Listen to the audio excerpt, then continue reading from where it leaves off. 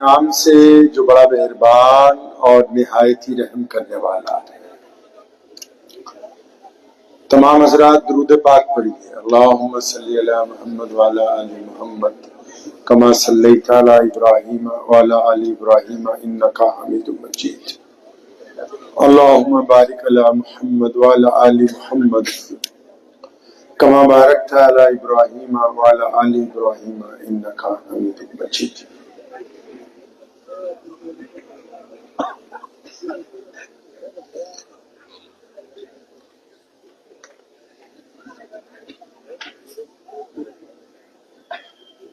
آپ لوگ چپ ہو جائیں گے تو میں بولنا شروع کروں گا انشاءاللہ۔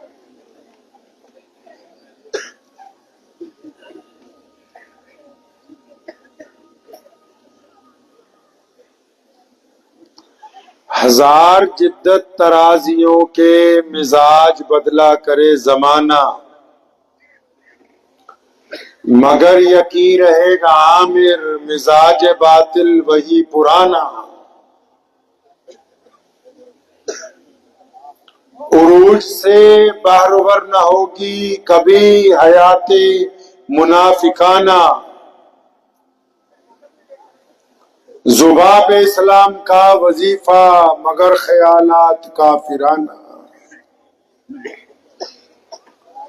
ہماری ذلت کی انتہا کیا، ہماری پستی کا کیا ٹھکانہ۔ گناہ تو پھر گناہ ٹھہرے، عبادتیں بھی مجرمانہ۔ اللہ کے پیارے نبی پیغمبر اعظم خاتم النبیین حضرت محمد مصطفیٰ صلی اللہ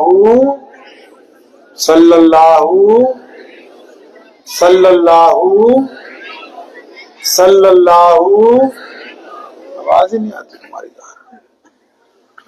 صلی اللہ علیہ وسلم۔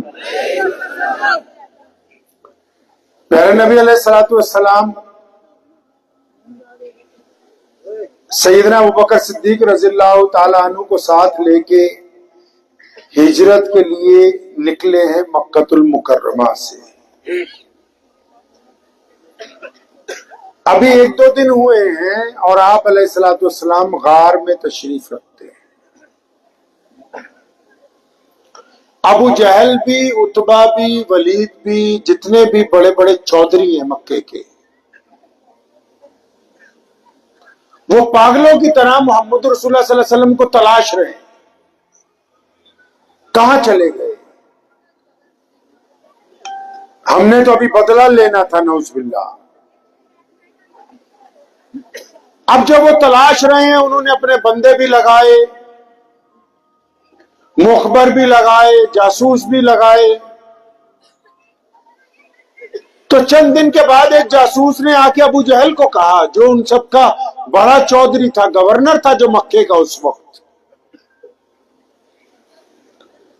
آ کے اس نے کہا جاسوس نے کہ مجھے پتہ لگ گیا کہ محمد رسول اللہ صلی اللہ علیہ وسلم کو کہاں رکھا گیا ہے، لیکن جس بندے کو یہ پتہ ہے وہ کوئی مرد نہیں ہے، وہ تو ابو بکر صدیق رضی اللہ تعالیٰ عنہ کی بیٹی اسماء بنت ابو بکر ہے۔ ابو جہل کو یہ کہا اس نے، تو ظالم تھا، نبی علیہ الصلوۃ والسلام کا دشمن تھا، فوراً سیدنا ابو بکر صدیق کے گھر پہنچ گیا۔ یہ جو ابو بکر صدیق رضی اللہ تعالیٰ عنہ ہیں، یہ اسلام لانے سے پہلے بھی کوئی معمولی آدمی نہیں ہے، اپنے دور کا شہزادہ ہے، امیر کبیر آدمی ہیں، دولت مند ہیں، بہت بڑا عزت دارانہ گھرانہ ہے مکے میں ان کا، باغات ہیں، محل ہیں، شو روم ہیں ان کے اپنے، کوئی عام آدمی نہیں۔ تو ابو جہل پہنچ گیا سیدنا ابو بکر صدیق کے گھر پہ۔ اس نے جا کے جب دروازہ کھٹکھٹایا سیدنا ابو بکر صدیق رضی اللہ تعالیٰ عنہ کے گھر کا، تو سیدنا اسماء بنت ابو بکر نے اتفاق سے دروازہ کھولا۔ انہوں نے اتفاقاً دروازہ جب کھولا تو ابو جہل جو تھا بڑے غصے میں تھا، اس نے اسما بنت ابو بکر رضی اللہ تعالی عنہ سے پوچھا، اسما یہ تو بتا کہ تیرے والد کہاں پر ہیں، اور ساتھ میں یہ بھی بتا کہ جو نبی ہیں تمہارے جن کے لیے تم جان نچھاور کرتے ہو، وہ محمد رسول اللہ کو کہاں چھپا کے رکھا ہے؟ سیدنا اسما بنت ابو بکر اپنے دل سے کہتی ہیں، خود فرماتی ہیں کہ میں نے اپنے دل سے کہا کہ اسما شریعت محمدی میں جھوٹ بولنا منع کیا گیا ہے، محمد رسول اللہ صلی اللہ علیہ وسلم کی شریعت میں جھوٹ بولنا منع کیا گیا ہے، اگر میں سچ بولوں گی تو یہ دشمن رسول ہے، اس کو محمد رسول اللہ صلی اللہ علیہ وسلم کی جگہ کا پتہ لگ جائے گا کہ آپ صلی اللہ علیہ وسلم کہاں پر اس وقت آرام فرما ہے، اور اگر میں جھوٹ بولوں گی تو نبی کی شریعت کا نقصان ہو جائے گا، اگر پھر سچ بولوں گی تو یہ نبی علیہ السلام کو نقصان پہنچاتا ہے۔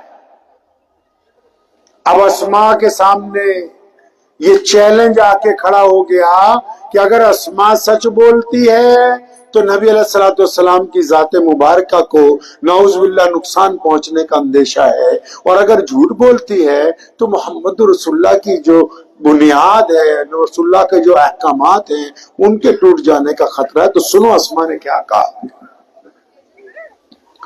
سیدنا اسما بنت ابو بکر رضی اللہ تعالیٰ عنہ نے کہا بڑی جرت کے ساتھ ابو جہل کو، فرمایا سن میری بات سن، اب اپنی بات بند کرتے، مجھے پتا ہے، ابو بکر کی بیٹی کو پتا ہے کہ محمد رسول اللہ صلی اللہ علیہ وسلم اس وقت کہاں ہے، اور مجھے پتا ہے میرے والد ابو بکر کہاں ہے، میں جانتی ہوں، راستہ بھی پتا ہے، جگہ بھی پتا ہے، نشاندہی بھی کر سکتی ہوں، میرے نبی نے کہہ رکھا ہے کہ جھوٹ نہیں بولنا، میں سچ کہتی ہوں کہ اسما کو پتا ہے، لیکن تیرے میں جرت ہے تو مجھ سے پوچھ کے دکھا، اسما مر تو سکتی ہے، محمد رسول اللہ کا پتہ نہیں بتا سکتی ہے۔ پڑھیے کبھی امام بخاری کو، لکھا ابو جہل نے اتنا تشدد کیا، سیدنا اسما رضی اللہ تعالیٰ عنہ کا ایک کان پھٹ گیا جس میں بالی پہن رکھی تھی، جب پتھر کے اوپر گری ہے مار کی شدت کی وجہ سے لہو لہان ہو گئی۔ ابو جہل مارتا مارتا جب تھک گیا تو اپنے یاروں کو کہتا کہ چلو اب یہ کسی کام کی نہیں رہی، اس کو اتنا مار دیا ہے کہ اب یہ کہیں آ جا نہیں سکتی۔ ابو جہل جب وہاں سے واپس جاتا ہے تو سیدنا اسما بنت ابو بکر رضی اللہ تعالیٰ عنہ اٹھتی ہیں، گھر کا دروازہ بند کرتی ہیں، اور پھر گھر میں جا کے رونا نہیں رو رہی، بہنوں کو نہیں کہہ رہی، والدہ کو نہیں کہہ رہی کہ مجھ پہ تشدد ہوا ہے، کیونکہ ڈیوٹی ابا نے اسما کی لگا رکھی ہے۔ اسما سیدنا ابو بکر صدیق کی رازدار ہے، خاموشی سے اپنے زخم کو کپڑے کے ساتھ باندھا اپنے سر کو، اور سیدنا اسما بنت ابو بکر نے پھر دوبارہ چولہا جلایا ہے اور تازہ کھانا بنایا ہے، اور پھر رات کے دوسرے پہر اندھیرے میں اسما چلی ہے اپنے گھر سے، اور گھر کہاں ہے؟ جہاں آج خانہ کعبہ ہے، جس کے اوپر چاند تارے میں گھڑی لگا رکھی ہے، اس کے دائیں طرف گھر ہے، اور جانا کہاں ہے؟ غار ثور میں، جہاں نبی علیہ السلام آرام کر رہے ہیں۔ آج حاجی جب اس غار تک جاتا ہے ٹیکسی کروا کے جاتا ہے، اور اس غار کی پہاڑی اتنی اونچی ہے کہ اس زمین سے 5000 فٹ اونچی ہے۔ اسما چلی ہے گھر سے کھانا لے کے زخمی حالت میں، اور پھر اس پہاڑ تک گئی، غار تک پہنچی، والد نے دیکھا، حیرت ہوئی، فرمایا اسما بیٹا آج یہ عجیب طریقے سے سر پہ کپڑا کیوں باندھ رکھا ہے؟ اسما کیا بات ہے؟ ابا جی کوئی بات نہیں، آپ یہ کھانا پیغمبر صلی اللہ علیہ وسلم کو پیش کیجئے۔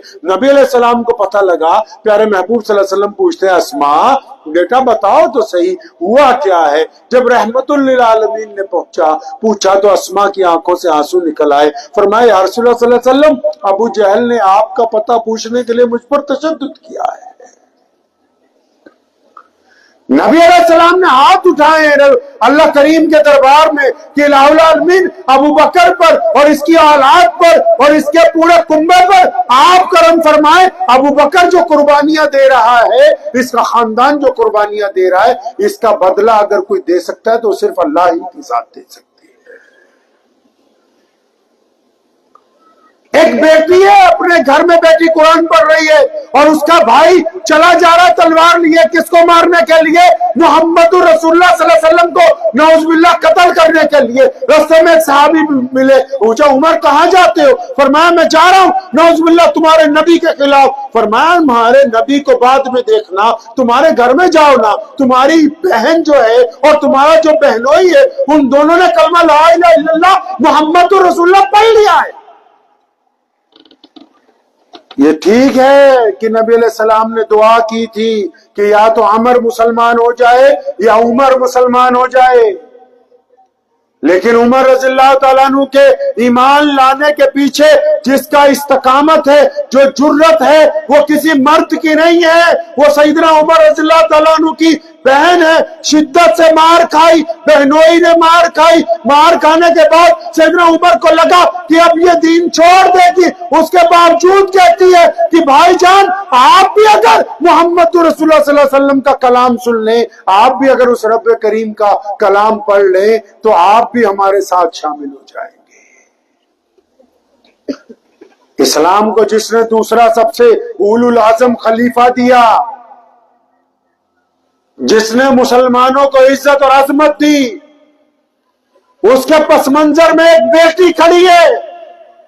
محمد رسول اللہ کو جو غار تک لے کے جا رہے ہیں اور جو 4-5 دن لگاتار مار کھا کے کھانا پہنچا رہے، اس کے پس منظر میں ایک بیٹی کھڑی ہے، اور ادھر ابو جہل نے ایک 80 سال کی بوڑھی عورت کا سر پانی میں ڈبو رکھا ہے اور اوپر سے مار رہا ہے اور بار بار پوچھتا ہے کہ اب تم محمد رسول اللہ کا دین چھوڑو گے کہ نہیں چھوڑو گی؟ اس 80 سال کی عورت نے پانی کے ڈول میں سے جب سر باہر نکالا، اس نے کہا اللہ الصمد، کہ ابو جہل اگر عبادت کے کوئی لائق ہے تو میرے رب اللہ کی ذات ہے۔ یہ جو دین ہم تک پہنچا ہے، دہرادون کے اس مدرسے تک، اس دین کے لیے جو قربانیاں پیش کی گئیں، اس کے لیے روئے زمین پر، کائنات کی زمین پر جو پہلا قطرہ خون کا گرا، وہ کسی مرد کا نہیں ہے، وہ کسی صحابی کا نہیں ہے، وہ کسی نوجوان کا نہیں ہے، وہ کسی بوڑھے مسلمان کا نہیں ہے۔ روئے زمین پر محمد الرسول اللہ صلی اللہ علیہ وسلم کے دین کے لیے دشمن اسلام ابو جہل کے سامنے سب سے پہلے جو ڈٹ کر کھڑی ہوئی ہے وہ 80 سال کی ایک بوڑھی اماں ہے، وہ مسلمانوں کی ایک خاتون ہے جس کا نام سمیہ رضی اللہ تعالی عنہ ہے، اور ابو جہل نے ان کے دونوں پیر الگ الگ اونٹوں سے بندھوائے، دونوں ہاتھ الگ الگ اونٹوں سے بندھوائے، اور پھر پوچھتا ہے سمیہ آخری بار پوچھتا ہوں، رسول اللہ سے زیادہ پیار ہے کہ اپنی جان سے زیادہ پیار ہے؟ قربان جاؤں اس 80 سال کی بوڑھی عورت پر۔ اس نے کہا تھا ابو جہل اگر تم میری بوٹیاں کتوں سے بھی نچوا دو گے تو میرے خون کا ایک ایک قطرہ کہے گا کہ سمیہ کو اگر کسی سے عشق اور محبت ہے تو وہ محمد رسول اللہ صلی اللہ علیہ وسلم۔ پڑھیے تاریخ کو اپنی، اونٹ دوڑائے گئے، اور بعض مورخین نے لکھا کہ ابو جہل نے ایک بڑا پرچہ حضرت سمیہ رضی اللہ تعالیٰ عنہ کی شرمگاہ میں مارا ان کو شہید کرنے کے لیے، اور جسم کے ٹکڑے ٹکڑے کر دیے، لیکن دنیا کا طاقتور ترین آدمی ملت اسلامیہ کی اس بوڑھی ماں کے سامنے ہار گیا، کیونکہ اس نے اپنی قربانی دینے کو منظور کیا، لیکن دشمن کے سامنے اپنا سر جھکانا اس نے منظور نہیں کیا ہے۔ پیارے محمد صلی اللہ علیہ وسلم نے بتانا ابھی مسلمانوں کو کہ میں اللہ کا رسول بن کے آیا ہوں۔ ابھی یہ بات لوگوں تک نہیں پہنچی، لیکن سب سے پہلے جس کے سامنے پہنچی ہے وہ کوئی اور نہیں ہے، وہ ہماری ماں ہے، وہ امت المومنین سیدنا خدیجۃ الکبریٰ رضی اللہ تعالی عنہا ہے۔ اور دیکھو پیغمبر اعظم کی بیوی نے، مسلمانوں کی ماں نے، محمد رسول اللہ نے جب ان کو یہ بتایا کہ آج میرے ساتھ یہ معاملہ ہوا کہ اللہ کی طرف سے اعلان آ گیا کہ بتاؤ جا کے لوگوں کو کہ تم اللہ کے رسول بن کر آئے ہوئے ہو، اگر کوئی اور ہوتا ہوتا تو پتہ نہیں کیا کہتا۔ یہاں ہم سب کی ماں ہے، خدیجۃ الکبریٰ ہے، نبی علیہ السلام کو حوصلہ دیتی ہیں، ہمت دیتی ہیں اور فرماتی ہیں میرے محبوب مجھے اپنے رب پر یقین ہے، آپ جب آگے بڑھیں گے میرا رب آپ کو ضائع نہیں ہونے دے گا۔ پیارے نبی علیہ السلام جنگ بدر میں ہیں۔ آج یہ باتیں میں آپ سے نہیں کر رہا ہوں، میں اپنی قوم کی بیٹیوں سے کر رہا ہوں، ماؤں سے کر رہا ہوں، اپنی بہنوں سے کر رہا ہوں، آپ بھی سن لیں ان کے طفیل۔ پیارے نبی علیہ السلام جنگ بدر میں جب گئے تو اچانک جنگ احد میں جب تھے تو اچانک افواہ اڑ گئی، کسی نے کہا کہ نعوذ باللہ محمد الرسول اللہ شہید ہو گئے۔ اس جنگ میں ایک عورت شامل ہے، خاتونیں تو بہت ساری شامل ہیں لیکن ایک خاتون شامل ہے، اس کا نام ہے ام عمارہ رضی اللہ تعالی عنہ۔ نبی علیہ السلام پر جب یہ افواہ اڑی، ام عمارہ جنگ کے ایک نکڑ پہ تھی، وہاں سے دیوانہ وار چلی ہے، ہاں میرے نبی علیہ السلام کو کیا ہو سکتا ہے، ان کے اوپر تو دشمن غالب نہیں ہو سکتا، قیامت آ سکتی ہے، ایسا نہیں ہو سکتا۔ ام عمارہ اس ایمان کے ساتھ جب اس نکڑ سے چلی نا تو راستے میں کسی نے آواز ماری ہے ام عمارہ وہ تمہارے ابو جو جنگ میں شریک تھے، وہ جو صبح تمہارے والد تمہارے ساتھ گھر میں آئے، جو اس جنگ میں شریک تھے، ابھی چند لمحے پہلے وہ شہید ہو گئے ہیں اور ان کا جنازہ وہاں پڑا ہے۔ اور کہنے والے نے جب یہ خبر ام عمارہ رضی اللہ تعالیٰ عنہ کو دی تو اس کی طرف دیکھ کے پوچھتی ہیں اس بات کو بعد میں کرنا، پہلے یہ بتا کہ محمد رسول اللہ کیسے ہیں صلی اللہ علیہ وسلم۔ وہاں سے چند قدم اور چلی، کسی اور نے روک کے کہا ام عمارہ وہ تمہارا بیٹا نہیں تھا جنگ میں آیا ہوا، وہ تمہارا جوان لخت جگر جو آیا تھا صبح تمہارے ساتھ، وہ اس جنگ میں کام آ گیا، اس نے شہادت کا نوش پی لیا۔ ام عمارہ رضی اللہ عنہ پھر اس کو کہتی ہیں وہ یہ باتیں بعد میں کرنا مجھ سے، مجھے یہ بتاؤ کہ محمد رسول اللہ صلی اللہ علیہ وسلم کیسے ہیں۔ چند قدم اور آگے بڑھتی ہے، کسی نے آواز دی ام عمارہ تمہارے خامد کی شہادت ہو گئی، ادھر آؤ۔ پھر وہی دوہرا رہی ہیں، فرمایا مجھے یہ مت بتاؤ کہ والد شہید ہوئے، بیٹا شہید ہوا، خامد شہید ہوا۔ ارے ام عمارہ کے ماں باپ قربان، بچے قربان، میرا شوہر قربان، میرے والد بھی قربان، ام عمارہ خود بھی قربان ہو جائے، مجھے یہ تو بتاؤ کہ محمد رسول اللہ صلی اللہ علیہ وسلم کیسے ہیں۔ پڑھیے محدثین کو لکھا ہے کہ جنگ میں ایک ایسا وقت آیا کہ دشمنوں نے جب گھیرا ڈالا، صحابہ کرام مصروف جنگ تھے بڑے بڑے دشمنوں میں، تو یہ پہنچی ہیں ام عمارہ نبی علیہ السلام کا دفاع کرنے کے لیے،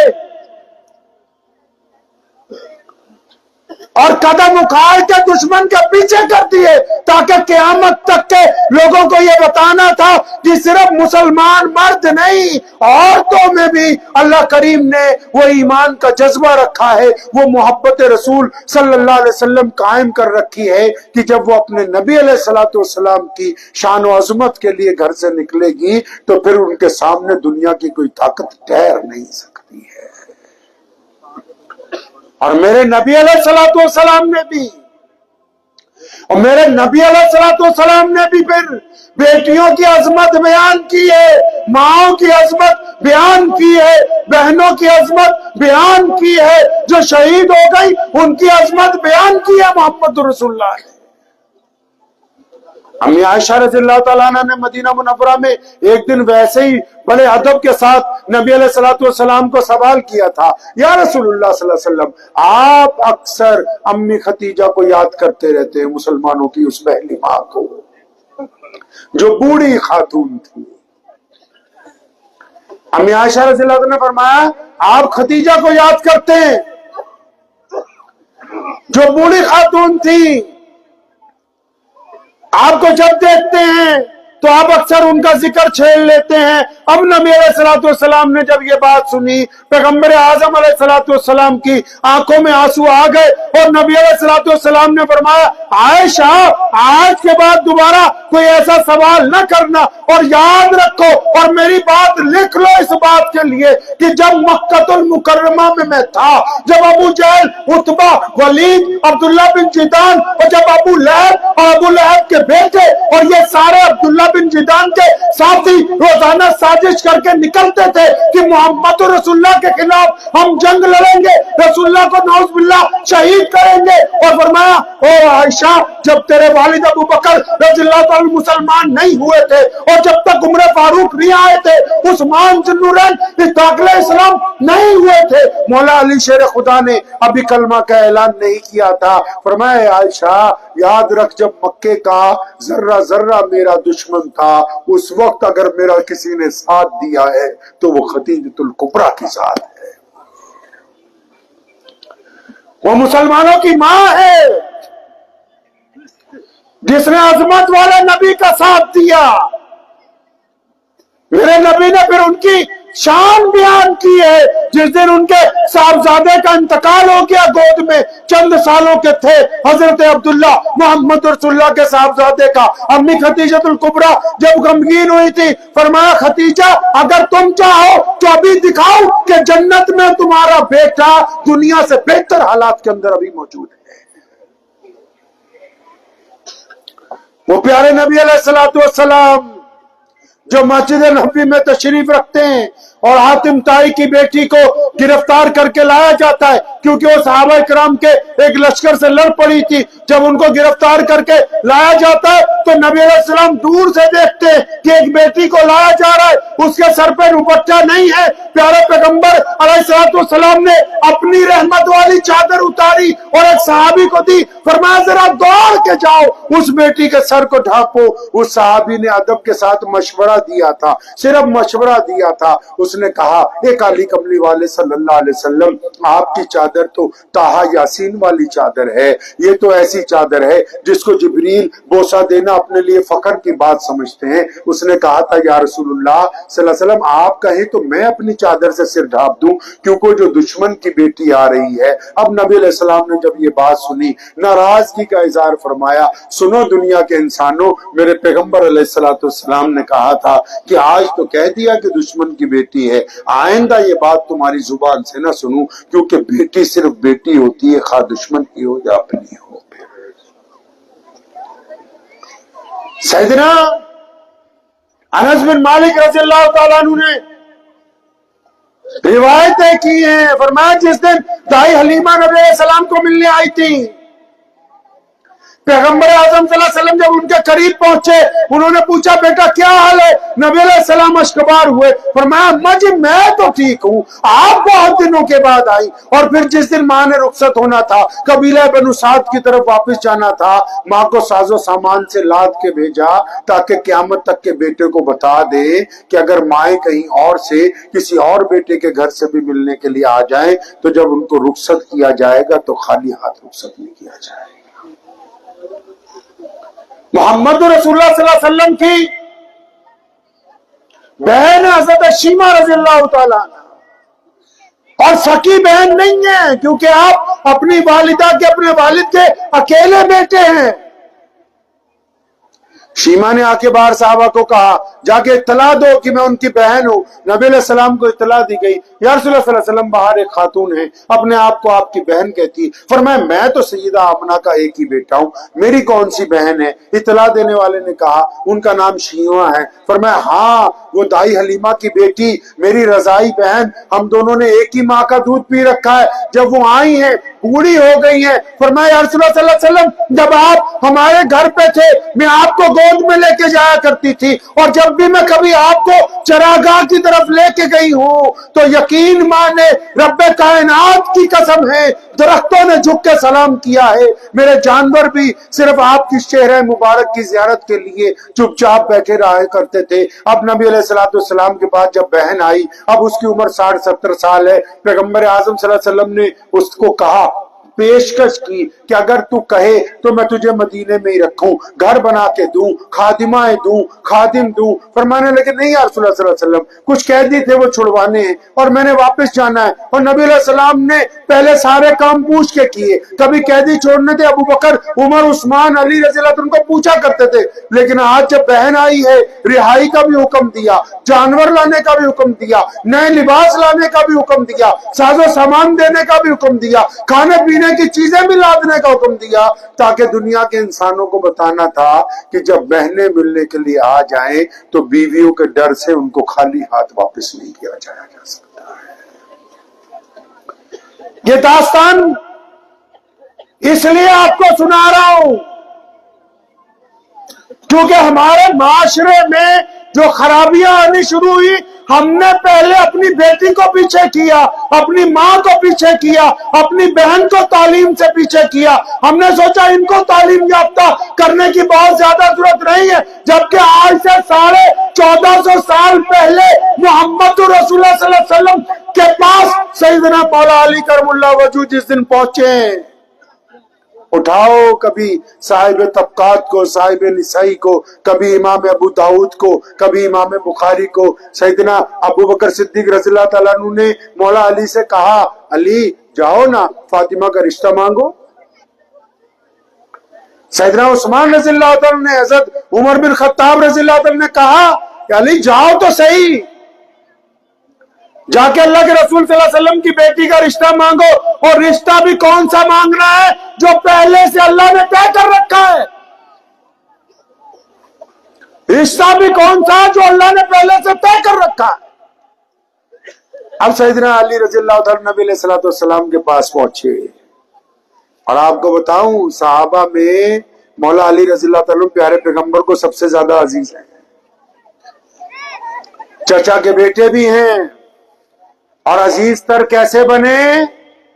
جس دن سارے خاندان کو نبی علیہ السلام نے بلایا تھا، سارے خاندان کو نبی علیہ السلام نے مکہ میں اکٹھا کیا تھا اعلان نبوت کے بعد کہ میں اپنے خاندان والوں کو اپنا ساتھی بناؤں، یہ میرے ساتھ ہو جائیں گے تو ہم مل کے دین کی بات کریں گے، دین کو فروغ پہنچائیں گے۔ سارے رشتہ دار بلائے، ان کو بہترین کھانے کھلائے، اور جب وہ کھانا کھا چکے نبی علیہ السلام نے ان کو سامنے یہ بات رکھی کہ میں اللہ کا سچا رسول بن کے آیا ہوں اور ایک رب کی عبادت کی دعوت تمہیں دینے آیا ہوں، تم لوگ میرا ساتھ دو گے۔ جتنے بڑے بڑے تھے سب کو سانپ سونگ گیا تھا، سانپ سونگ گیا تھا سب کو۔ اتنے بڑے لوگوں کے بیچ میں سب سے پیچھے ایک بچہ 13-14 سال کا بیٹھا ہوا ہے، اس نے اپنے پنجوں، اپنی ایڑیوں کو پنجوں کے بل اٹھایا اور پھر دونوں ہاتھ ہوا میں اٹھائے اور پیچھے سے نعرہ مارا ہے، لبیک یا رسول اللہ صلی اللہ علیہ وسلم، تو کہہ دیا کرو۔ پیچھے سے نعرہ مارا ہے انہوں نے، لبیک یا رسول اللہ صلی اللہ علیہ وسلم، کہ میں حاضر ہوں۔ وہ پیچھے سے جو پورے خاندان کے پیچھے سے اکیلا تنہا وہ بچہ جو نعرہ مارنے والا ہے وہ اور کوئی نہیں، وہ شیر خدا مولا علی رضی اللہ تعالیٰ عنہ کے ساتھ گرا۔ اب وہ پہنچے، سنو بیٹیوں کے ساتھ معاملہ کرنے والوں، سنو محمد رسول اللہ صلی اللہ علیہ وسلم کی باتیں۔ مولا علی رضی اللہ تعالیٰ پہنچے، شرماتے ہوئے اپنی بات رکھی، یا رسول اللہ صلی اللہ علیہ وسلم فاطمہ کا ہاتھ مانگنے آیا ہوں، بیٹا بھی تو انہی کے گھر کا ہے۔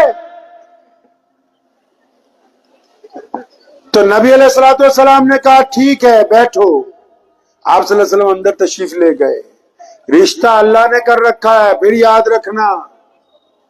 اور ادھر نبی علیہ السلام کا طریقہ دیکھو، اللہ بھی چاہتے ہیں کہ فاطمۃ الزہرا کا نکاح کس سے ہو؟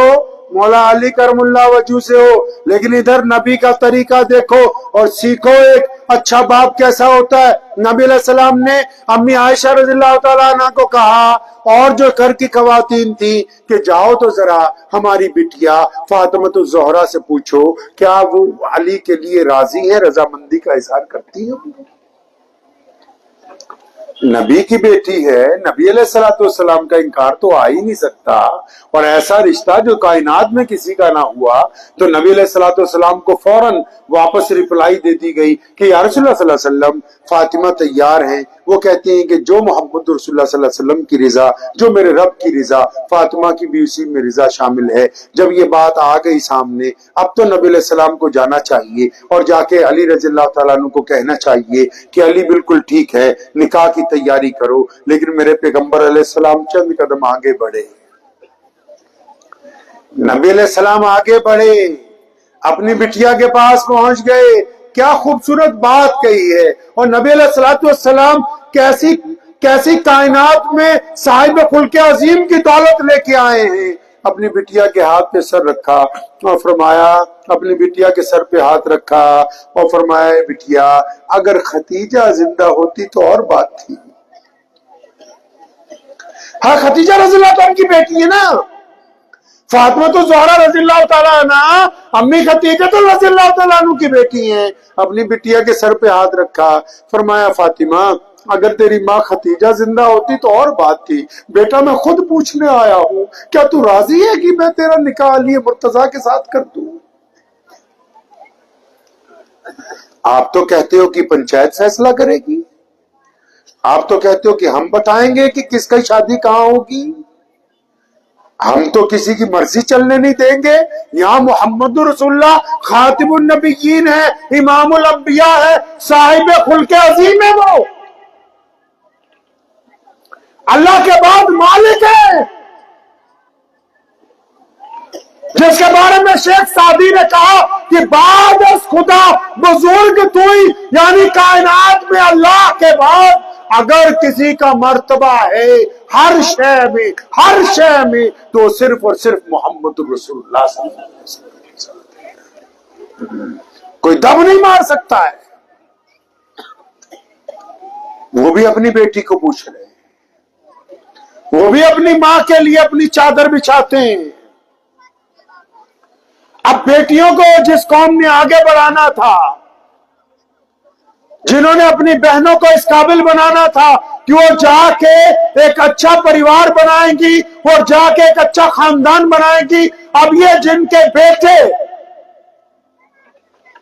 उम्मे अम्मारा रज़ियल्लाहु ताला का बेटा शहीद हुआ, सैयदा सुमैया रज़ियल्लाहु ताला अन्हु, जिनकी मैंने आपके सामने बात रखी, जो इस्लाम की पहली शहीद है, वो सिर्फ अकेली पहली शहीद नहीं है। सुमैया रज़ियल्लाहु ताला अन्हु के जो खामिद थे सैयदना यासिर रज़ियल्लाहु ताला अन्हु, वो भी वहीं पर बंधे हुए हैं। पहले बीवी ने शहादत दी, फिर खामिद ने शहादत दी, यानी पहली पूरी कायनात में शहीद औरत और तमाम शहीदों में पहली शहीद वो भी उसी घर की है। मर्दों में जो सबसे पहले शहीद हुआ वो भी उसी घर के साथ ताल्लुक रखता है।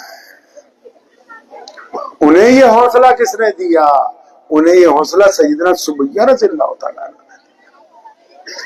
और फिर ये अम्मा तो चली गई, ये अम्मा तो चली गई, बैतुल्लाह के बाहर एक दरख्त के साथ सैयदना अम्मार बिन यासिर को सुमैया रज़ियल्लाहु ताला उनके बेटे को बांधा हुआ है। अबू जहल मार रहा है, बार बार दुर्रे मारता है कि यासिर ईमान छोड़ दे, तेरी मां को कत्ल कर दिया, तेरे बाप को कत्ल कर दिया, यासिर ईमान छोड़ दे। यासिर को ये जज्बा किसने दिया?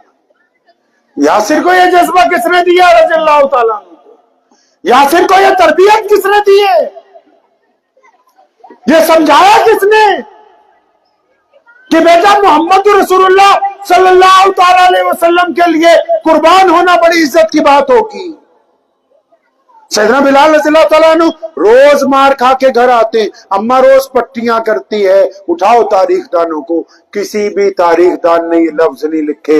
एक दिन भी बिलाल की अम्मा ने नहीं कहा यार बिलाल छोड़, तू किस पंगे में लग गया, बिलाल छोड़ ना, तू रोज मार खाता है। बिलाल की वालिदा रोज बिलाल की मरहम पट्टी करती है और उसको हौसला देती है, कोई बात नहीं बिलाल, मोहम्मद रसूलुल्लाह का जो रास्ता है इससे बेहतर रास्ता कायनात में किसी के पास नहीं। आपसे मैं पूछता हूं, आपके जो बेटे बदमाशी में लगे, आपके खानदान में जो लोग सिगरेट पी रहे हैं, जिनके मुंह में तंबाकू है, جو سود پر جا کے پیسے لے رہے ہیں، جو اپنی بیویوں کے چہرے پہ تھپڑ مار رہے ہیں،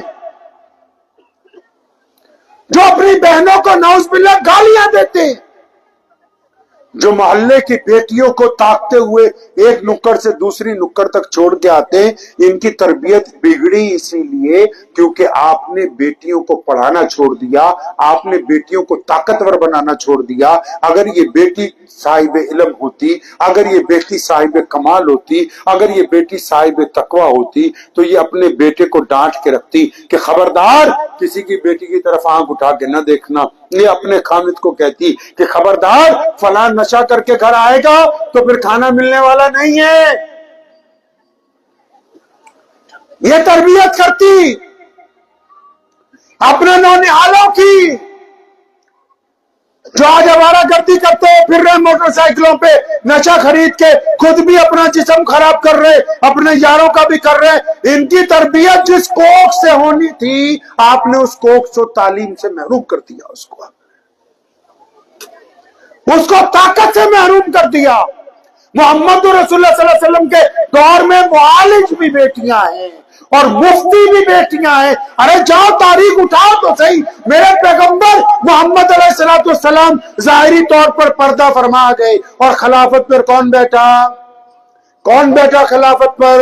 امیر المومنین سیدنا ابو بکر صدیق رضی اللہ تعالیٰ عنہ خلافت پر بیٹھ گئے ہیں۔ ذرا اٹھاؤ تاریخ دانوں کو اور تاریخوں کو پوچھو، میرے نبی علیہ السلام جب نہیں تھے، ابو بکر جب کسی مسئلے میں اڑ گئے، ابو بکر جب کبھی پریشان ہوئے، ابو بکر کی کیبنٹ کے لوگ جب کبھی پریشان ہوئے، مسلمانوں کے کسی لشکر کو جب کبھی مشکل کا سامنا کرنا پڑا، مسلمانوں کے سامنے کبھی کوئی بہت بڑا پریشانی آ گئی تو کس دروازے پر گئے ہیں؟ دروازہ وہی تھا جہاں محمد رسول اللہ رہتے تھے۔ فرق یہ تھا کہ آقا آرام فرما ہو گئے، پردہ کر چکے، لیکن آقا کی بیوی ہم سب کی ماں امی عائشہ رضی اللہ تعالیٰ عنہ موجود ہیں۔ خلیفہ پھر بھی جاتے ہیں تو در رسول پر جاتے ہیں اور وہاں سے مسلمانوں کی ماں بتاتی کہ اس مسئلے سے نکلنا کیسے ہے۔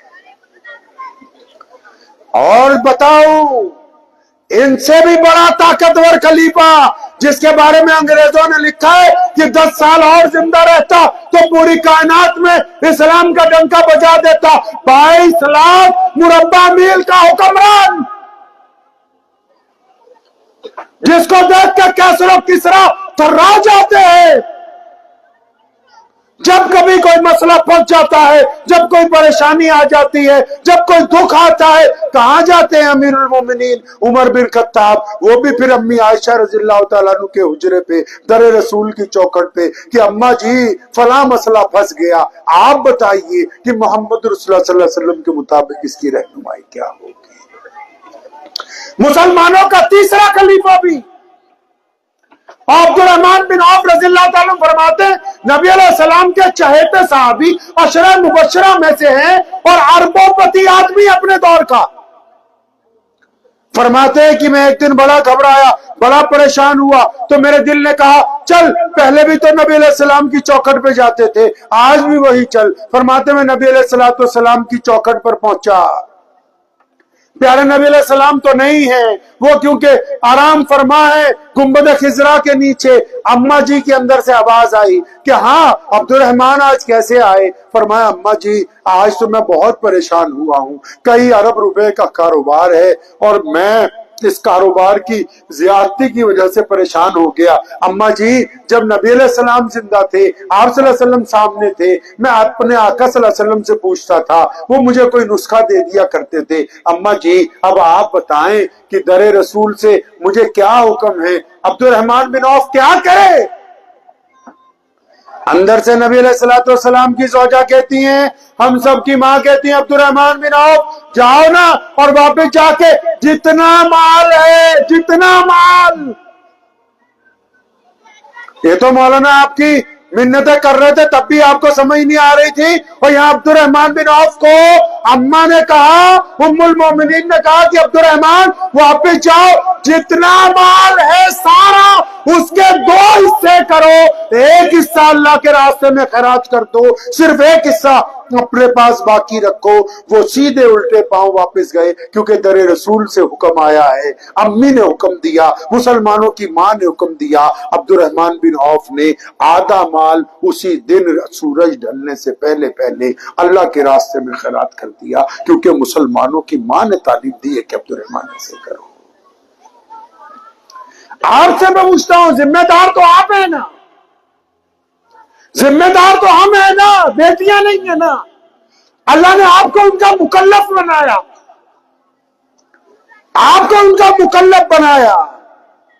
نبی علیہ الصلوۃ والسلام کے دور میں بیٹی میدان جنگ میں بھی ہے, بیٹی صاحب رقاب بھی ہے, بیٹی گھر میں بھی ہے, بیٹی علم کے میدان میں بھی ہے, بیٹی فتویٰ بھی دیتی ہے. امام ابو حنیفہ رحمۃ اللہ علیہ کے متعلق لکھا ہے, امام صاحب کبھی بیزی ہوتے تھے, کوئی فتویٰ لکھ رہا, کوئی آگے ملنے چلے گئے, بٹیا گزری, فتویٰ پڑھا, اس نے باقی حصہ اس کے اوپر لکھ دینا کہ اس کا مسئلہ یہ ہے. کس نے ان کو یہ تعلیم دی؟ بتاؤ تو صحیح, کہاں ہے, کہاں ام عمارہ رضی اللہ تعالیٰ عنہ کی وارث ہے, کہاں ام سلمہ رضی اللہ تعالیٰ عنہ کی وارث ہے؟ آپ بتاؤ, جو بھائی ہے, جو باپ ہے, جو بیٹے, آپ سے پوچھتا ہوں کہاں ہے وہ عورتیں کہاں ہیں جنہوں نے نبی علیہ الصلوۃ والسلام کو میدان جنگ پہ جا کے کہا کہ یا رسول اللہ یہ دودھ پیتا بچہ لے جائیے؟ پیارے پیغمبر نے حیرانی سے کہا تھا صلی اللہ علیہ وسلم کہ یہ دودھ پیتا بچہ کیا کریں گے؟ فرمایا یا رسول اللہ صلی اللہ علیہ وسلم آپ نے کہا کہ مدد کے لیے کچھ نہ کچھ لے کے آؤ, میرے پاس کچھ بھی نہیں ہے, بس یہ ایک بچہ ہے, اور میں جانتی ہوں کہ مسلمانوں کے پاس تلواریں بھی نہیں, ڈھالیں بھی نہیں. نبی علیہ الصلوۃ والسلام کو اس عورت نے کہا یا رسول اللہ صلی اللہ علیہ وسلم میرے اس بچے کو جنگ کے میدان میں لے جائیے, جب دشمن آپ کی طرف تیر پھینکے گا آپ اس کی ڈھال بنا لیجئے گا, آپ محفوظ ہو جائیں گے, مجھے میرا مسئلہ حل ہو جائے گا. اس کو اس کا بچہ لوٹایا گیا, لیکن وہ جذبہ کہاں ہے؟ کیوں آپ نے اس جذبے کو مارا, کیوں ختم کیا اس جذبے کو؟ ارے یہی تو جذبہ ہے جو آپ کو مہذب بناتا, جو یہ سکھاتا کہ نمازی ہو تو کسی کی بیٹی سے زنا کا ارادہ مت کرو. انہی ماں نے تمہیں سکھانا تھا کہ اگر نمازی ہو تو ٹھگی مت مارو. انہی ماں نے تمہیں سکھانا تھا کہ نمازی ہو تو نشہ مت کرو. انہی ماں نے تمہیں سکھانا تھا کہ نمازی ہو تو اپنی بہنوں سے عزت سے پیش آیا کرو. ہم نے ان کو تعلیم سے محروم کیا, ان کو اقتدار سے محروم کیا, ان کو مشورے سے محروم کیا. ہم نے صرف پردے کے نام پر ان کو قید کیا, جبکہ وہ پردے میں رہ کے بھی آپ کے شانہ بشانہ دین کی خدمت کر سکتی تھی. اور پھر پردہ جنہوں نے ان کو کرنا سکھایا نا, آج کل کے آپ جیسے مفتیوں نے, انہوں نے صرف یہی کہا کہ تم پردہ کرتی رہنا, یہ نہیں بتایا کہ اسی قرآن پاک میں اسی رب نے ہمیں حکم دیا کہ اپنی ماؤں بہنوں بیٹیوں کو تو کہہ دو کہ اپنا چہرہ ڈھانپ لیں, اپنا جسم ڈھانپ لیں, لیکن ان کو بھی کہا کہ ان مردوں کو بتا دو کہ اپنی آنکھیں نیچی رکھا کریں, کسی کی بیٹی کی طرف گندی نگاہیں مت ڈالا کریں. یہ اللہ کو یہ بات پسند نہیں ہے. بہت سارے لوگ کہتے ہیں اگر کہیں جاؤ, ابھی کہیں ایک دو شہروں میں جانا ہوا کہ مسلمان اجتماعی طور پر سود پہ رقم لے رہے ہیں, مسلمان نشہ کر رہے ہیں, مسلمان جو ہے عیاشی کے اندر لگے ہوئے ہیں, گھروں کی حالت خراب ہے, مساجد میں ایک دوسرے کے خلاف دستے گریبان ہیں.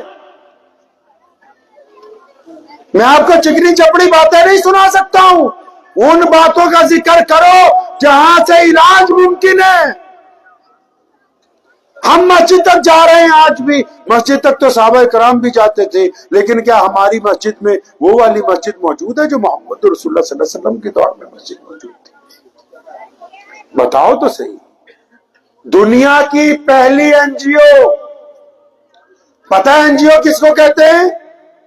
جو لوگوں کو کھانا کھلاتے ہیں, جو بھوکوں کو کپڑا دیتے ہیں, جو ننگوں کو کپڑا دیتے ہیں, جو بے سہاراؤں کو چھت دیتے ہیں, جو پاگلوں کو سدھروں کو سنبھالتے ہیں, جو یتیموں مسکینوں کے کام آتے ہیں, اس کو انگریزی میں این جی او کہتے ہیں. اور دنیا کا اتہاس اٹھاؤ, دنیا کی تاریخ اٹھاؤ, دنیا کی پہلی این جی او کون سی ہے؟ محمد رسول نے وہ پہلی این جی او مسجد نبوی میں بنائی ہے، مسجد کی تعمیر کے ساتھ بنائی ہے، مسجد کے مصلی قائم ہونے سے پہلے بنائی ہے، جس کو انہوں نے اصحاب صفہ کے چبوترے کا نام دیا ہے۔ لوگوں نے پوچھا تھا یا رسول اللہ صلی اللہ علیہ وسلم یہ چبوترا کس کے لیے؟ فرمایا یہ تو میرے اصحاب صفہ کا چبوترا ہے۔ یا رسول اللہ وہ کون؟ فرمایا جو غریب ہوں گے وہ یہاں رہیں گے نا، جو مسکین ہوں گے وہ یہاں رہیں گے، جو محتاج ہوں گے وہ یہاں رہیں گے، جن کو بھوکے ہوں گے ان کو ہم کھانا کھلائیں گے، جن کے پاس کپڑے نہیں ہوں گے ان کو ہم کپڑے دیں گے۔ آپ بھی بتاؤ کہ آپ کی مسجد میں اصحاب صفہ کا چبوترا ہے کہ نہیں ہے؟ میں مانتا ہوں مدرسوں میں پیسے دینے ضروری، کیونکہ یہ ادارے محمد رسول اللہ کے وارث یہاں پر رہتے ہیں، وہ چلا رہے ہیں، لیکن زکوٰۃ دینے والوں کو کبھی یہ بھی پوچھتا ہوں کہ محمد رسول اللہ نے جس طرح زکوٰۃ دینے کا حکم دیا، کیا کبھی اس طرح بھی زکوٰۃ دیتے ہو کہ نہیں دیتے؟ دیتے ہو کبھی ویسے زکوٰۃ؟ نبی علیہ السلام نے سیدنا ابوبکر صدیق کو کہا ساری زکوٰۃ اکٹھی کر کے لاؤ۔ یا رسول اللہ کہاں لانی ہے؟ اپنی مسجد میں لانی ہے اور کہاں لانی ہے؟ پتہ لگا کہ آپ کے محلے کی زکوٰۃ کہاں اکٹھی ہونی ہے؟ مسجد میں۔ اچھا امام صاحب کیا کریں گے؟ متولی کیا کرے گا؟ چودھری کیا کریں گے؟ میرے نبی نے ہمیں سکھایا کہ مسلمانوں نے مسجد اس لیے نہیں بنائی کہ صرف نماز پڑھتے رہو، زکوٰۃ بھی اسی میں اکٹھی کرنا۔ کیوں؟ کیونکہ جو محلے میں غریب ہوگا، جو محلے میں مسکین ہوگا، جو محلے میں محتاج ہوگا، جس کا گھر گرنے والا ہے، جس کی بیٹی کی شادی ہونے والی ہے، جس کی دکان قرضے میں ہے، جس کے پاس ایک ٹھیلا بھی موجود نہیں ہے، تم پہلے اس کو زکوٰۃ دو گے تاکہ وہ بھی اگلے سال صاحب زکوٰۃ بن جائے۔ ذرا بتاؤ تو صحیح مسلمانوں، کوئی ایک کام تو ہے جو رسول اللہ کے مطابق کرتے ہیں؟ نہ مسجد میں اصحاب صفہ کا چبوترا ہے، نہ یتیموں کے لیے کھانا ہے، نہ مسکینوں کی خبر گیری ہے۔ ارے یہ چیزیں تو بہت بڑی ہیں جو میں بات کر رہا ہوں، یہ تو مولوی کو 20,000 روپے تنخواہ نہیں دے سکتے، شاید آدھوں کی جان نکل جائے گی اسی کے اندر۔ جوتی پہن لیں گے 20,000 کی، موبائل 1.5 لاکھ کا خرید لے گی یہ قوم۔ تو دین جہاں سے اپلائی ہونا ہے، دین جہاں سے ملنا ہے، تو جی بھائی وہ والا کام تو ہم سے نہیں ہو سکتا، ملا جی کو نہیں اتنے پیسے دے سکتے۔ اگر بچہ بیمار ہو جائے تو دوائی کہاں سے لانی ہے؟ اچھے ڈاکٹر سے۔ بولیے کہاں سے لانی ہے؟ ارے کس ڈاکٹر سے لاتے ہیں؟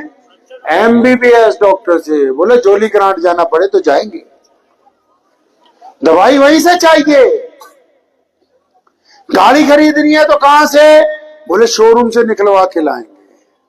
موبائل خریدنا ہے تو کمپنی کا چاہیے، اور دین سیکھنا ہے، فتویٰ چاہیے تو ڈاکٹر صاحب بھی فتویٰ دے رہے، انجینئر بھی فتویٰ دے رہا ہے، کیلے بیچنے والا بھی فتویٰ دے رہا ہے، باورچی بھی فتویٰ دے رہا ہے، ٹھیلے والا بھی فتویٰ دے رہا ہے، متولی بھی فتویٰ دے رہا ہے،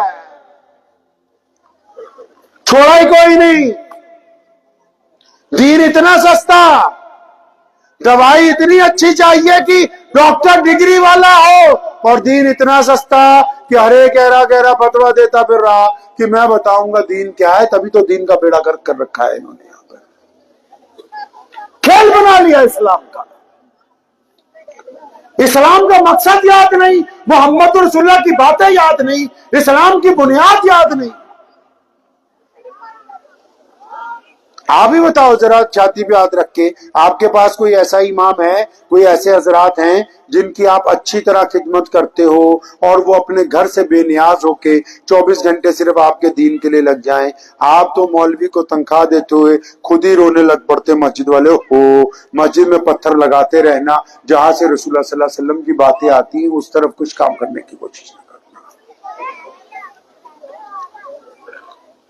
مسجد کیوں بنائی؟ پتا نہیں۔ نماز کیوں پڑھتے ہیں؟ پتا نہیں۔ زکوٰۃ کیوں دیتے ہیں؟ پتا نہیں۔ روزہ کیوں رکھتے ہیں؟ پتا نہیں۔ بیٹی کو کیا پڑھانا ہے؟ پتا نہیں۔ ماں کیسی ہو؟ پتا نہیں۔ بہن کیسی ہو؟ پتا نہیں۔ بس اتنا پتا ہے کہ سال میں ایک بڑھیا سا جلسہ ہونا چاہیے، اور 2-4 باورچی بلاؤ، 50-60 دیگیں اتارو بریانی کی، ایک طرف سے آپ کھاتے جاؤ، دوسری طرف سے آ کے جلسے میں بیٹھتے جاؤ۔ یہ صرف آپ کی نہیں میں بات کر رہا ہوں، اکیلی آپ کی نہیں کر رہا ہوں میں، پورے ملک کی بات کر رہا ہوں۔ دشمن دنیا میں کائنات میں ایسا کوئی نہیں، پوری کائنات میں اسلام کا کوئی ایسا دشمن ہی نہیں جو اسلام سے زیادہ طاقتور ہو یا مسلمانوں کے اوپر اقتدار کر سکتا ہو۔ اگر کہیں پر ہمیں کبھی شکست ہوئی یا پسپائی ہوئی تو اس کے ذمہ دار ہمارے اعمال بنتے ہیں، ہمارے اعمال بنتے ہیں۔ نبی علیہ السلام نے ہم نے دو باتیں سمجھائی، فرمایا رب رسول کی مان لو اور دنیا کو برابری کا درجہ دے دو۔ ہم نے نبی علیہ السلام کی دونوں باتوں کو بلا دیا۔ ہم نے کہا نہیں نماز پڑھنی ہے، تو اللہ نے کہا نماز کس لیے پڑھنی ہے؟ ہم نے خود ہی اپنے پاس سے، کیونکہ ہم نے مولویوں کے پاس تو جانا نہیں۔ اب مولوی تو اپنے مطلب کے چاہیے۔ اب تمہیں فائدہ یہ ہے کہ ادھر ساتھ میں سہارنپور میں فیکٹری لگی مولوی بننے کی، اب کوئی مولوی صحیح بات بتائے گا تو یہ کہیں گے اس کو نکال اور لیا، تو فیکٹری قریب ہے تو میں اس کو 100 رخصت کرو دوسرا لے۔ اب نبی علیہ السلام کیا چاہتے ہیں، نماز کیسے پڑھنی ہے، اللہ کیا چاہتے ہیں وہ تو علماء نے بتانا ہے۔ ہم کہتے ہیں کہ مولوی ہمارے مطابق چلے، قرآن چاہتا ہے کہ مولوی اللہ اور اس کے رسول کے مطابق چلے۔ اب بتاؤ عزت کدھر کو ہے، اللہ اور اس کے رسول صلی اللہ علیہ وسلم کا کہنا ماننے میں ہے کہ نوٹ دینے والوں کا کہنا ماننے میں؟ عزت کدھر کو ہے بتاؤ مجھے، اب بتاؤ تو صحیح عزت کدھر ہے بھائی؟ اللہ اور اس کے رسول کا کہنا ماننے میں ہے نا۔ تو سیکھنا کس سے ہے؟ سیکھنا تو ان تمام اکابرین سے ہے، ان علماء سے ہے۔ ہم تو ان کے پاس کبھی جاتے نہیں، ہم تو اپنا آرڈر سنانے جاتے ہیں کہ ملا جی اب قالین بچھوا دو، چٹائیاں اٹھوا دو، اب پانی گرم کروا دو، اب ٹھنڈے کا ٹائم آ گیا ٹھنڈا کروا دو، اب شامیانہ لگوا دو، اب اتروا دو، اب پوچھا لگوا دو۔ ہم تو ان باتوں کے اوپر گفتگو کرتے ہیں، ہم تو اللہ اور اس کے رسول صلی اللہ علیہ وسلم کی بات ہی نہیں کرتے مسجد میں جاتے ہیں۔ دو چار رٹی رٹائی باتیں، ہاں نماز پڑھ رہا متقی ہوں۔ امیر المومنین سیدنا عمر بن خطاب رضی اللہ عنہ تشریف رکھتے ہیں، ایک بندہ نماز پڑھنے کے لیے آیا تو ساتھ میں جو بندہ بیٹھا تھا اس نے کہا یا امیر المومنین یہ بڑا متقی ہے، پرہیزگار ہے، اچھا ہے، دیندار ہے۔ تو سیدنا عمر رضی اللہ عنہ نے پوچھا تجھے کیسے پتا؟ فرمایا فجر ظہر عصر مغرب عشاء میں آتا ہے، تہجد میں بھی آتا ہے۔ اس کی گدی پہ ایک رکھی، فرمایا اس کے ماں باپ سے جا کے پوچھ، اگر وہ یہ کہتے ہیں کہ یہ فرما بردار ہے تب تو یہ نمازی ہے، اگر وہ کہتے ہیں کہ یہ بدماش ہے تو یہ نمازی نہیں، یہ بدماش ہی ہے۔ اس کی بیوی سے جا کے پوچھ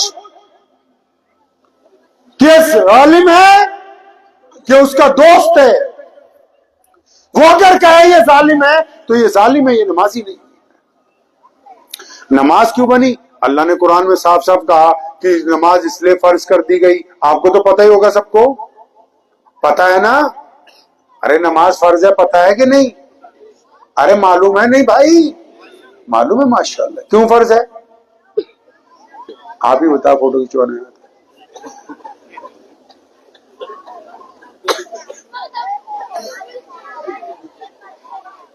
یہ اکیلے آپ ہی نہیں ہے، سب کے فیوز اڑے ہوئے ہیں۔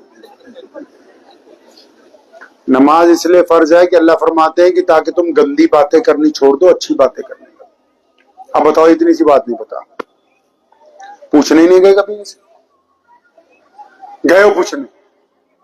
پوچھا کبھی جا کے کہ حضرت نماز کیوں فرض ہوئی؟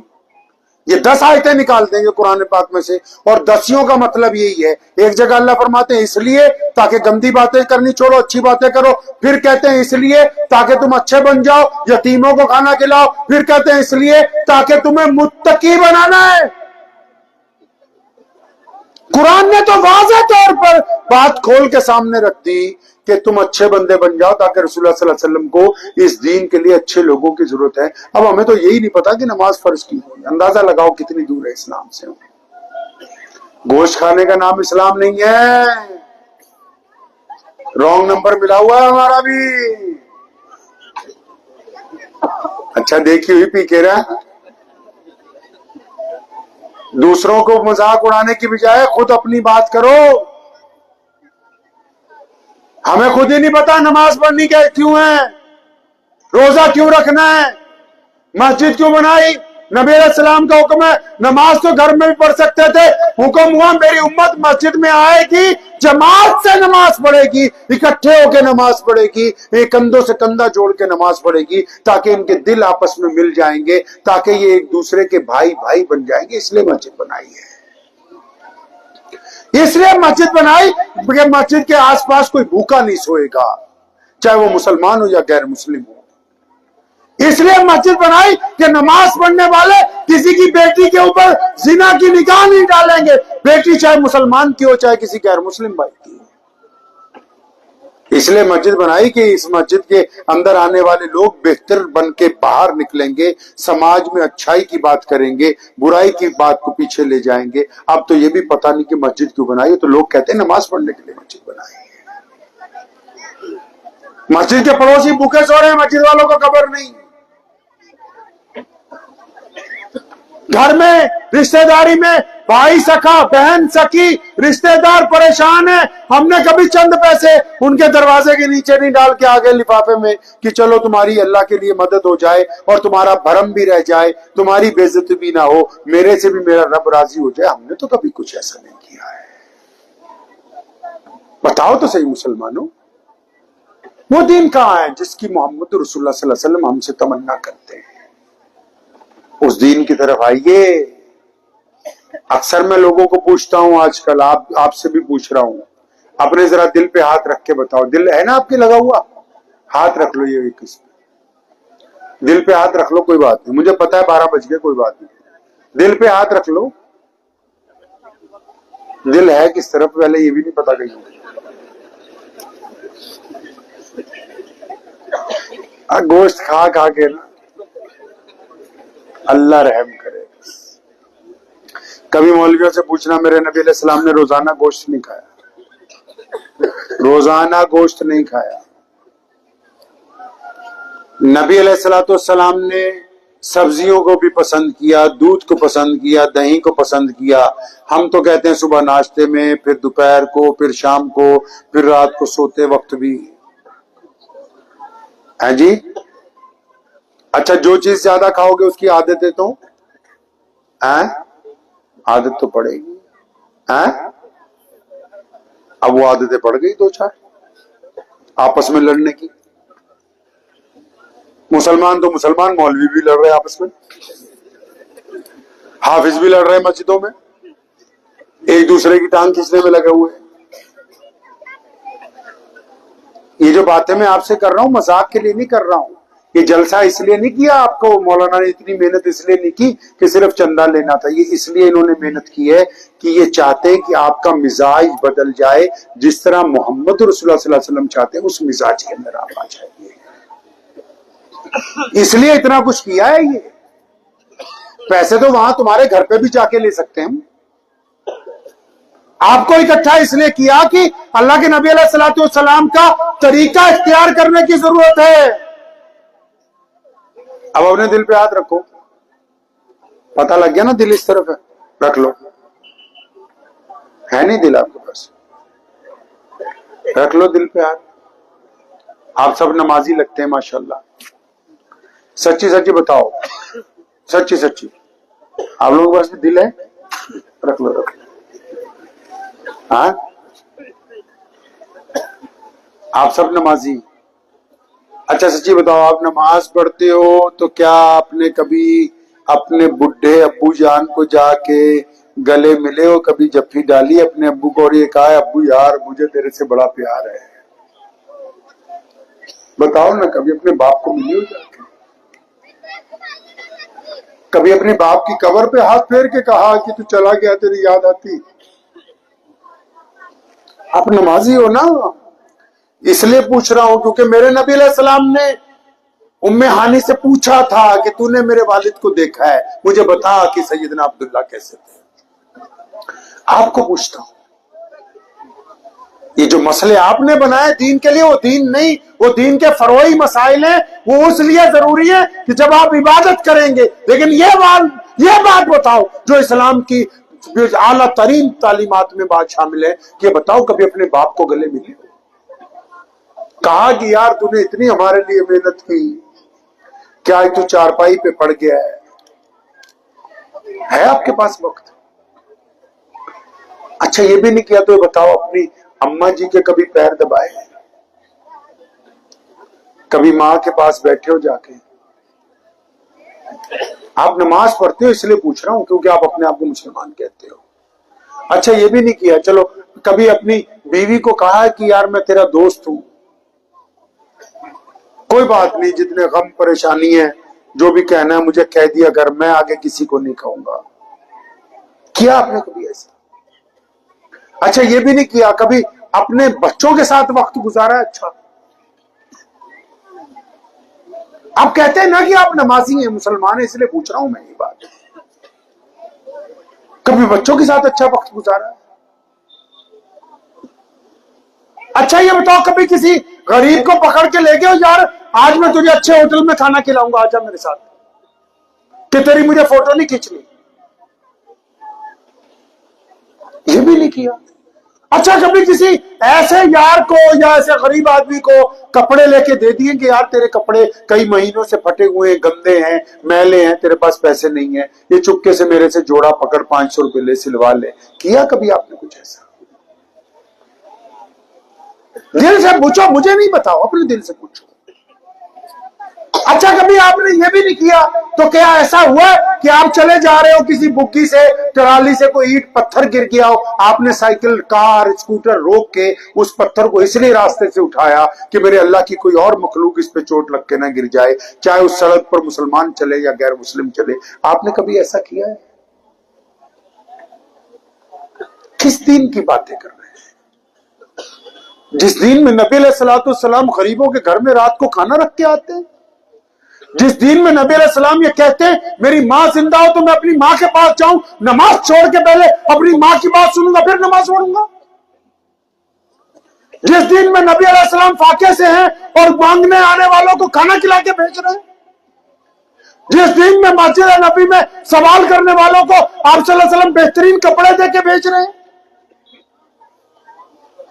جس دین میں نبی علیہ السلام غلاموں کی جگہ خود چکی چلاتے ہیں اور غلام کو دوائی کھلا کے آرام کرنے کے لیے رضائی کے اندر لٹا دیتے، پتہ تو لگے ہم کر کیا رہے ہیں مسلمان ہونے کے بعد. یہ کس نے کہا کہ صرف داڑھی ٹوپی کا نام اسلام ہے؟ پوری دنیا میں اسلام آگے جا رہا ہے، ہمارے ملک میں ہم پریشان ہیں اس لیے کہ جی ہم آپس میں بٹے ہوئے ہیں، ایک دوسرے پر نکتہ چینیاں کر رہے ہیں، ایک دوسرے کی ٹانگیں کھینچ رہے ہیں. کچھ یہ تو بتاؤ اس دل کو پوچھ کے کہ مولویوں کا کھیڑا چھوڑو، مسجد والوں کا بھی ایک طرف رکھو، خود ذرا بتاؤ اس دل کو پوچھ کے کہ یہ کمبخت تو نے خود اسلام کے لیے، اس دین کے لیے، اس دیش کے لیے، اس دھرتی کے لیے کچھ خود کیا؟ یہ ڈائلاگ نہیں میں بول رہا ہوں، یہ وہ حقیقت ہے جس کو پہچاننا ہے آج ہمیں. میرے والد شیر اسلام مولانا حبیب الرحمان لدھیانوی رحمۃ اللہ علیہ ایک بات بار بار ہمیں دہراتے تھے، اگر کسی نے آ کے کہنا حضرت وہ فلاں بندہ خراب ہے، ایک ہی بات، بیٹا یہ تو بتا کہ تو نے اب تک اسلام کے لیے، اس دیش کے لیے کیا کیا؟ بتا، آپ بتاؤ نا، آپ اپنے دل سے پوچھو، مجھے جواب دینے کی ضرورت نہیں. آج تک آپ نے بذات خود اس دیش کے لیے اور اس دین کے لیے، اپنے گھر کے لیے، اپنے معاشرے کے لیے کیا کیا ہے بھائی؟ کچھ ایسا ہے جس پہ آپ کا دل کہے کہ عبد الرحمان یار تسلی ہے، میرا رب مجھ سے راضی ہو جائے گا اس بات پہ؟ اگر کچھ ایسا نہیں ابھی تک کیا ہے تو اب پلٹنے کا وقت ہے اپنے رب اور رسول صلی اللہ علیہ وسلم کی طرف.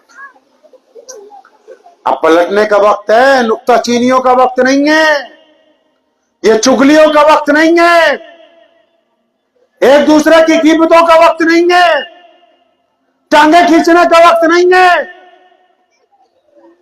کون کہتا ہے کہ آپ کے پاس اتنا وقت ہے کہ آپ ایک دوسرے کی مخالفت کرتے رہیں، ٹانگیں کھینچتے رہیں؟ اللہ کے بندے، ملک میں جتنے غیر مسلم ہیں نا وہ اسلام کو جانتے ہیں، پہچانتے ہیں، لیکن وہ پڑھتے نہیں ہیں کیونکہ عبد الرحمان ان کے ساتھ پڑھتا ہے، وہ عبد الرحمان میں اسلام کو دیکھ لیتے ہیں. کیونکہ محمد شفیع ان کے یہاں دودھ ڈالنے جاتا ہے تو شفیع میں اسلام دیکھ لیتے ہیں، کیونکہ جنید ان کے ساتھ کاروبار کرتا ہے تو جنید میں اسلام کو دیکھ لیتے ہیں. آپ کو کس نے کہا کہ صرف اسلام مولوی صاحب دکھاتے ہیں؟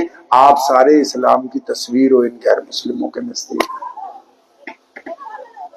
فوٹو کھینچو نا اس کی، اسلام کی، اس کی فوٹو کھینچو، اس کی اسلام کی فوٹو کھینچو، یہ جو آپ کی اپنی سیلفی ہے، اور اس کو سیلفی کو سامنے رکھو، اگر اس میں کوئی ٹھگ نظر آ رہا ہے، بے ایمان نظر آ رہا ہے، زناکار نظر آ رہا ہے، چور عیاش نظر آ رہا ہے، تو یقین مانو غیر مسلم جس سے آپ کا تعلق ہے اس کے نزدیک اسلام کی وہی تصویر ہے، اور اس کے مجرم آپ ہیں، کوئی مولوی نہیں ہے اس کا مجرم۔ لائیں گے تبدیلی انشاءاللہ، اس تصویر کو خوبصورت بنانا ہے، ہمیں بنائیں گے خوبصورت انشاءاللہ، تو اس کے لیے ایک سنت اپنانی ہوگی صلی اللہ علیہ وسلم کی۔ فرض تو ضروری ہے، مطلب نماز، روزہ، حج، زکات، وہ تو فرض ہے، اس کے ساتھ ایک سنت کو ملا لینا ہے، ساتھ میں ایک سنت کو اور جوڑنا ہے، اس کے ساتھ جوڑیں گے انشاءاللہ تعالی۔ وہ کون سی سنت ہے پتہ ہے آپ کو؟ یاد نہیں ہو؟ اب پھر کہتا ہوں، شرافت سے مولویوں کی تنخواہ بڑھا دو، نہیں تو تمہیں پتہ کچھ نہیں لگنا۔ وہ تو جتنا گڑ ڈالو گے بس تم الٹا گڑ نکالے جا رہے ہیں۔ نبی علیہ السلام کی سب سے پیاری سنت، سب سے اعلیٰ سنت، جس کو نبی علیہ السلام نے ہمہ وقت اختیار کر کے رکھا، اور جب کسی نے سنت کا انکار کرنا چاہا تو نبی علیہ السلام نے اسے ڈانٹا ہے۔ ایک صحابی ہیں، انہوں نے نبی علیہ السلام سے کہا یا رسول اللہ ہمیں فلاں بندے پہ شک ہے، وہ بے ایمان ہو سکتا ہے۔ پیارے پیغمبر علیہ السلام کو غصہ آ گیا، فرمایا کیا تم نے اس کی چھاتی پھاڑ کے دیکھی؟ فرمایا چھاتی پھاڑ کے دیکھی ہے اس کی؟ تو کیا مطلب؟ میرے نبی علیہ السلام چاہتے ہیں کہ آپ جب بھی سوچیں تو پوزیٹو سوچیں، جب بھی سوچیں تو اچھا سوچیں، جب بھی سوچے تو مثبت سوچیں۔ یہ نبی علیہ السلام چاہتے ہیں، یہ رسول اللہ صلی اللہ علیہ وسلم کی سنت ہے۔ انہوں نے کبھی کسی کے متعلق نعوذ باللہ کوئی غلط رائے قائم کی ہی نہیں۔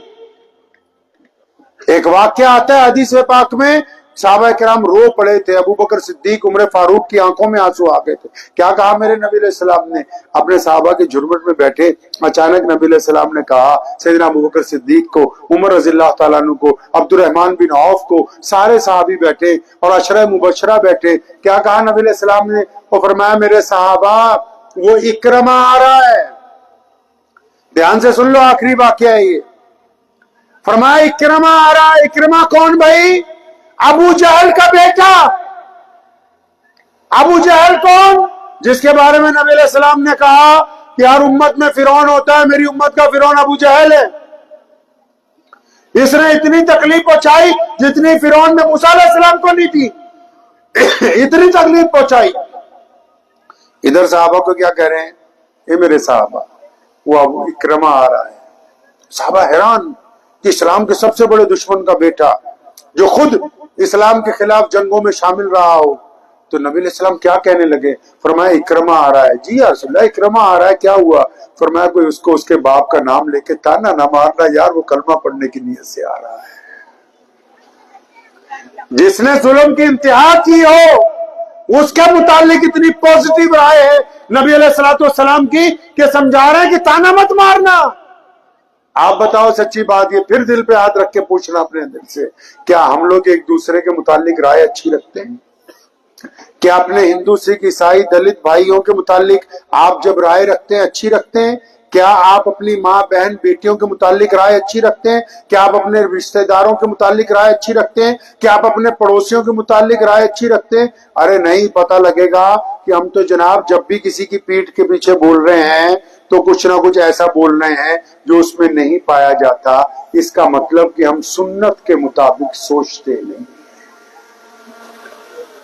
سوچیں گے سنت کے مطابق انشاءاللہ، سوچیں گے انشاءاللہ۔ ہاں بالکل، اپنی رائے کو پوزیٹیو رکھیے، مسلمانوں کے متعلق بھی، غیر مسلموں کے متعلق بھی۔ اپنے پاس سے افواہیں نہ اڑائیے، کبھی اپنے پاس سے باتیں نہ بنائیے، اپنے پاس سے لوگوں کو ڈرائیے نہیں۔ میرے پیغمبر صلی اللہ علیہ وسلم چاہتے ہیں کہ آپ لوگوں کو خوشخبری سنائیں، ڈرائیں نہیں، ڈرائیں نہیں آپ لوگوں کو۔ تو اس بات کو ذہن نشین کر لیجئے کہ ہمارے پاس جو دین ہے یہ بڑی قیمتی شے ہے، بڑی قیمتی شے ہے۔ دین کی یہ جو بنیادی باتیں ہیں جن میں حقوق ہیں گھر والوں کے، پڑوسیوں کے، رشتہ داروں کے، یاروں کے، دوستوں کے، بیٹیوں کے، بہنوں کے، ان کو اگر آپ ادا نہیں کریں گے تو اوپر کھوکھلا کھول رہ جائے گا، آپ کے پاس سے اصلیت جو ہے وہ کھسک جائے گا۔ کریں گے انشاءاللہ تعالی تو دعا کیجئے اللہ کریم مجھے بھی اور آپ سب کو ان باتوں پہ عمل کی توفیق عطا فرمائے۔ وآخر دعوانا مجھے امید ہے کہ آپ کو یہ ویڈیو پسند آئی ہوگی۔ اگر پسند آئی ہو تو یہ آپ اپنے دوستوں کے ساتھ شیئر کریں اور اس چینل کو سبسکرائب ضرور کریں۔